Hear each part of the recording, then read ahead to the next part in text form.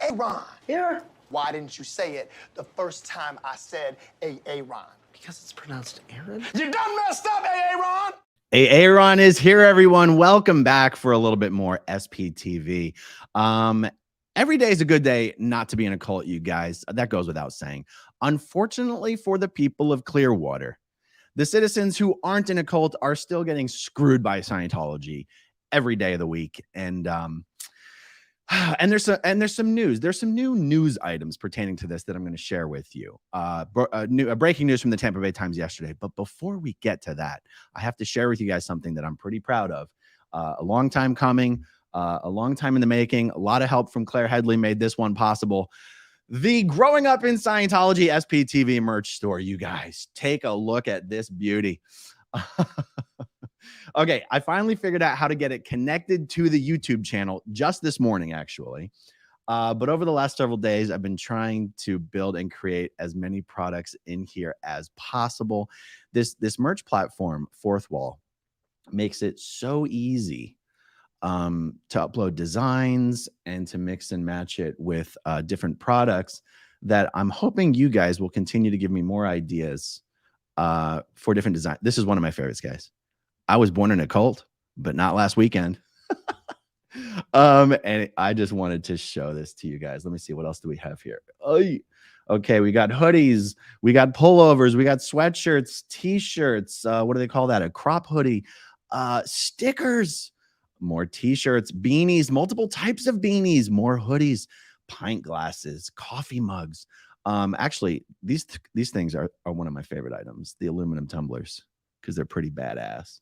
For those of you guys out there, anyone who has design ideas, anyone who sends me a high resolution design, I am more than happy to use it and put it on items and put it in here. So, okay, so there's that. That's all. Just wanted to share that with you guys. Link to the merch stores in the description down below. Okay, let's get to the main business item here. Let me share the next screen with you guys. All right, Clearwater. This is Clearwater, Florida, guys. This is where I live. Clearwater, Florida is where the biggest church of Scientology in the world is. They call it FLAG, the Flag Service Organization, FSO, the Flag Land Base, all of the above. Clearwater sets terms for land swap. Tell us your plans, Scientology. Clearwater City Council members say they won't agree to trade land without hearing more from church leader David Miscavige. Okay, this is by Tracy McManus, who is the Tampa Bay Times reporter specifically assigned to cover all matters concerning Scientology and also downtown Clearwater. All right, so let's check this out. For more than a year, as former city manager John Jennings negotiated a major downtown land swap with Scientology leader David Miscavige, city council members were not privy to the details. Now that they have learned more, all 5 of them said in interviews they're not impressed with what's been proposed. They also said they would not be willing to make any trade unless Miscavige discloses his plans for at least 176 downtown parcels purchased since early 2017 by limited liability companies managed by Scientology parishioners. Quick little bit of editorialization here on my part. I'll keep this view here. For the last 5 or 6 years that Scientologists have spent almost $120 million buying up the vast majority of property in downtown Clearwater.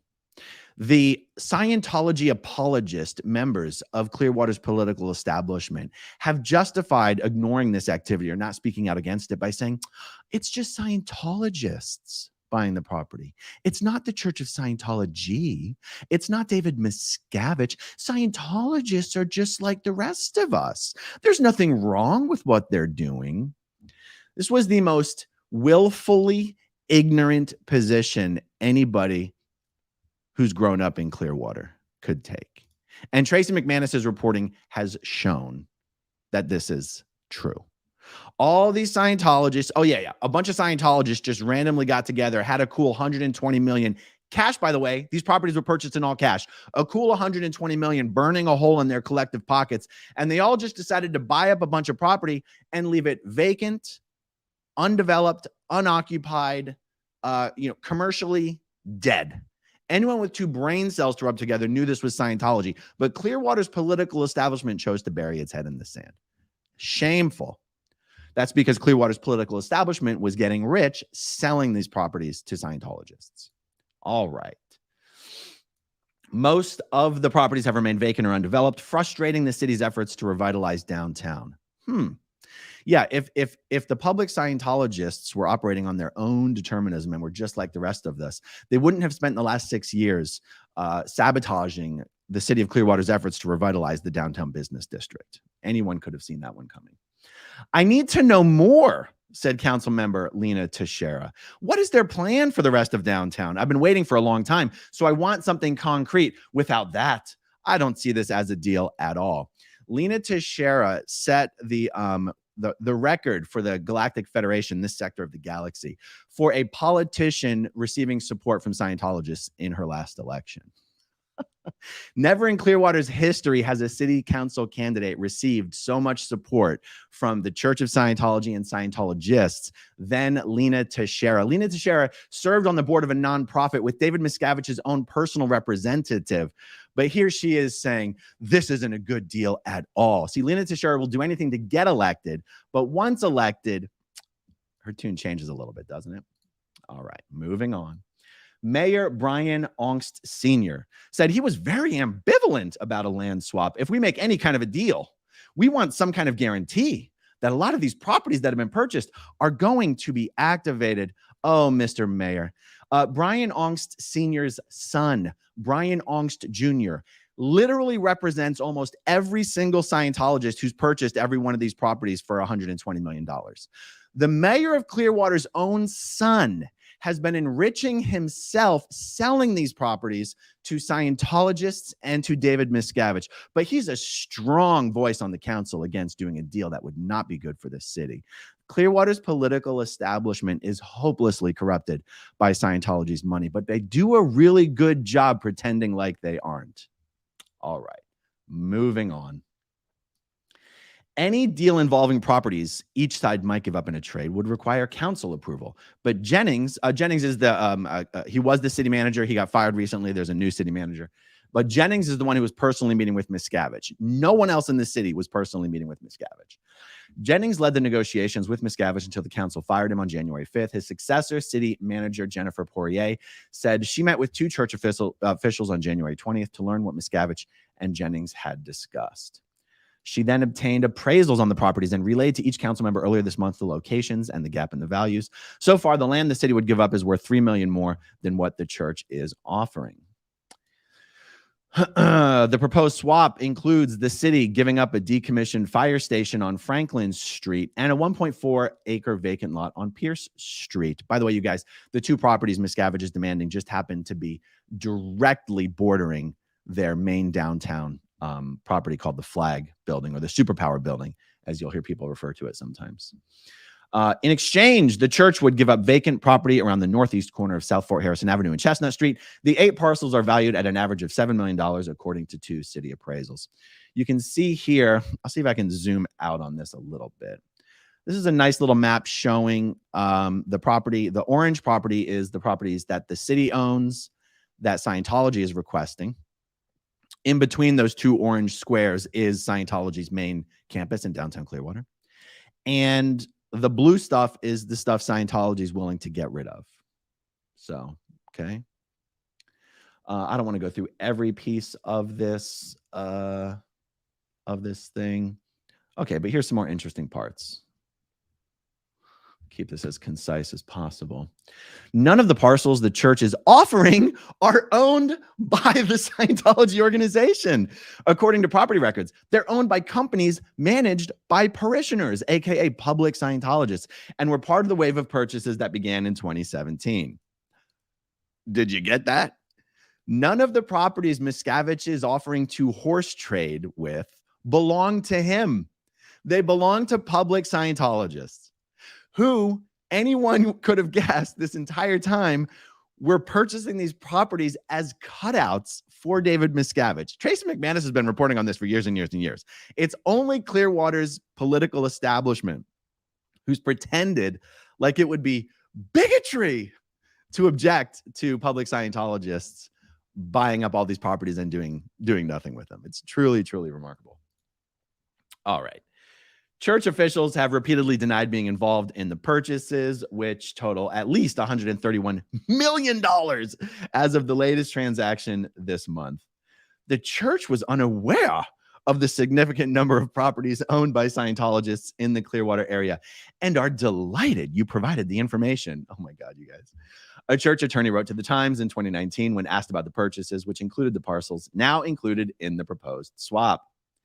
In 2020, according to city officials who spoke with Miscavige, the Scientology leader reiterated that the purchases were the work of individual parishioners and not coordinated by the church.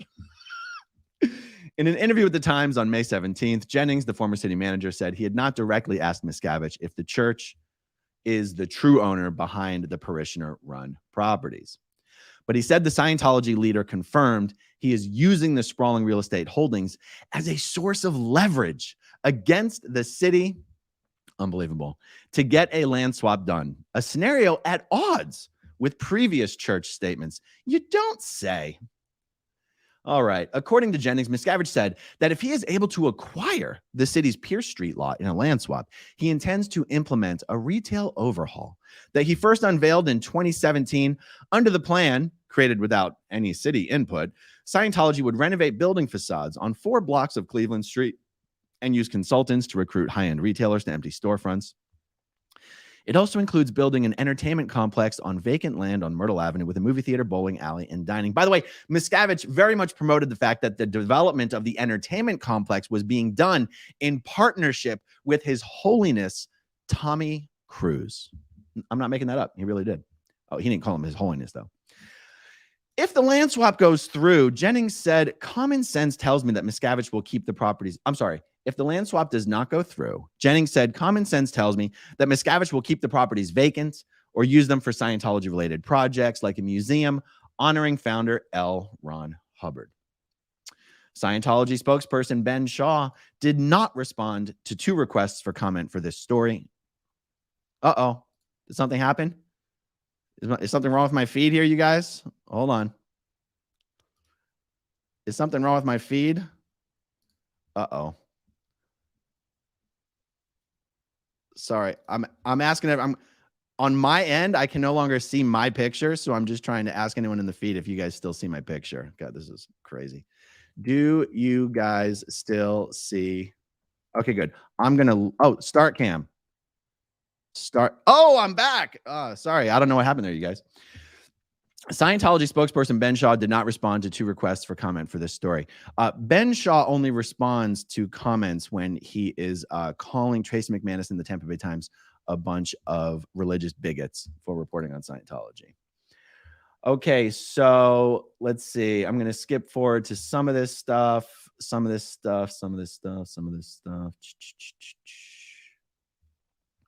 Okay, let's skip forward to this quote from city council member and longtime Scientology critic, exposer of abuses, council member Mark Bunker. But Miscavige's actions have shown he is a man that should not be trusted, said city council member Mark Bunker, a longtime Scientology critic. If the city were to engage in a swap, Bunker said he'd want to transfer the Pierce Street lot to the church only after Miscavige brought businesses to the empty properties controlled by the church. Quote, my feeling is that making this deal with Miscavige is just giving in to a guy who's damaged the city to hold us hostage. There may be some benefit to actually doing the deal, but ultimately I don't think Miscavige should be rewarded because we still haven't seen effort from him to actually come through on a thriving downtown. Councilmember David Albritton said he would require more from Scientology in a swap, considering the impact the vacancies have had.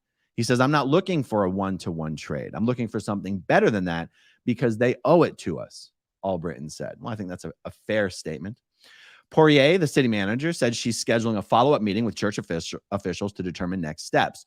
Her meeting on January 20th was with Ben Shaw, the Scientology spokesperson, and church legal director, Sarah Heller. Wow, so that meeting was January 20th. That is February, March, 4 months ago. It's amazing how slow things work, things occur.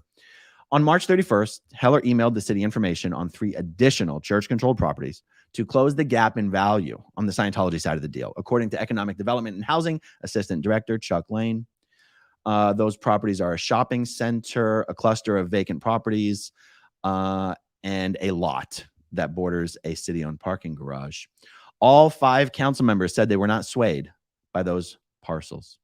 Poirier said she's not sure whether David Miscavige will attend the next meeting, but her goal is to see what negotiation is possible. I want to know, is there room for further discussion, or is this it? Guys, I'll tell you, I wish it was just a matter of Clearwater's political establishment being uneducated about what it is they're really dealing with David Miscavige and Scientology. But that's not what it is. All of these people, almost all these people, have spent generations growing up in this city. It's not a matter of lack of information. Most of these people have seen the Aftermath show. Most of these people have seen a bunch of the videos on my channel. Most of these people will tell you behind closed doors that they hate Scientology, that they're horribly offended by Scientology's practices. Most of these people are conservative Christians. Most of these people are horribly offended by Scientology, pretending that they can be compatible with Christianity. And they'll talk a really strong game behind closed doors. But when they get up on the city council, dais, I don't know how to say it, guys. I grew up in a cult. Once they get up there, it's all sweetness and light, and we're all created equal, and everyone's got a seat at the table. And that's all true. But it's almost like they're all terrified of being called bigots. And nobody likes to be called a bigot, but Scientology is going to call you a bigot no matter what you do or say. No matter what you do or say. It is up to our elected leaders to actually stand up in the face of the attempted harassment and humiliation by Scientology and say, you're not going to scare me into silence by calling me a bigot, or sending angry tweets, mean tweets about me, or putting up a website. It is the duty of the elected officials to say, no, we're going to call you out on your bad behavior, not your crazy beliefs.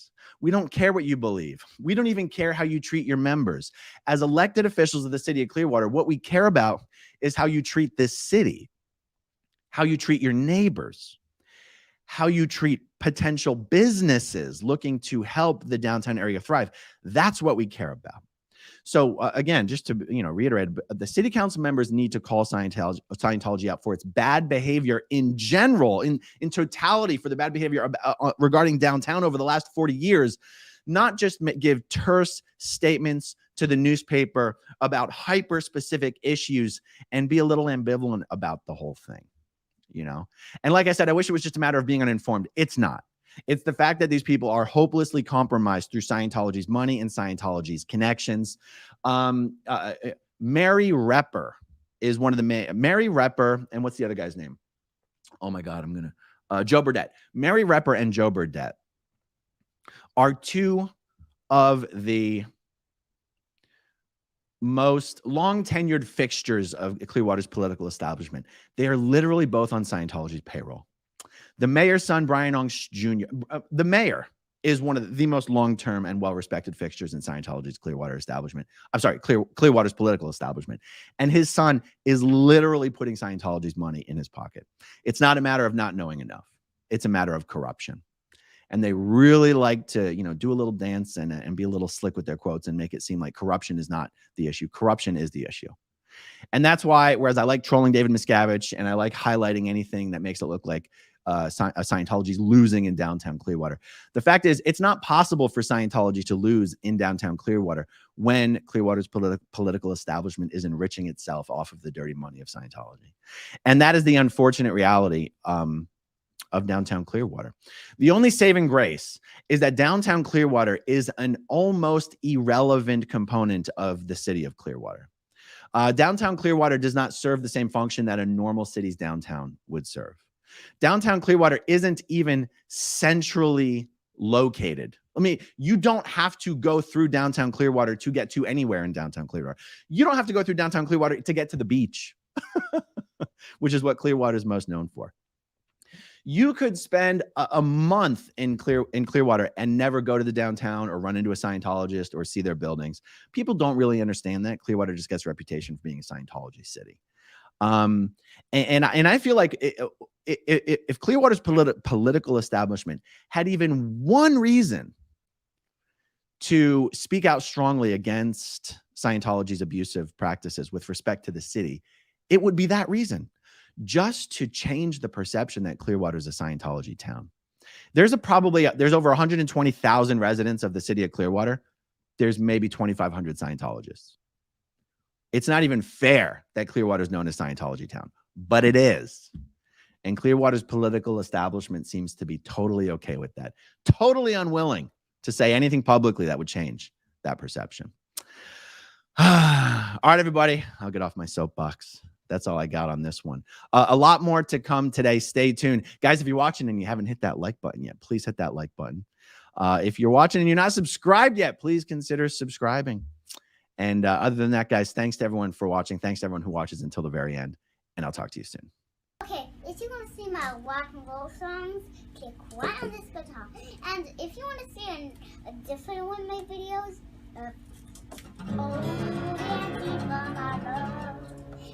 then you could click right inside here. If you have subscribed or not, subscribe right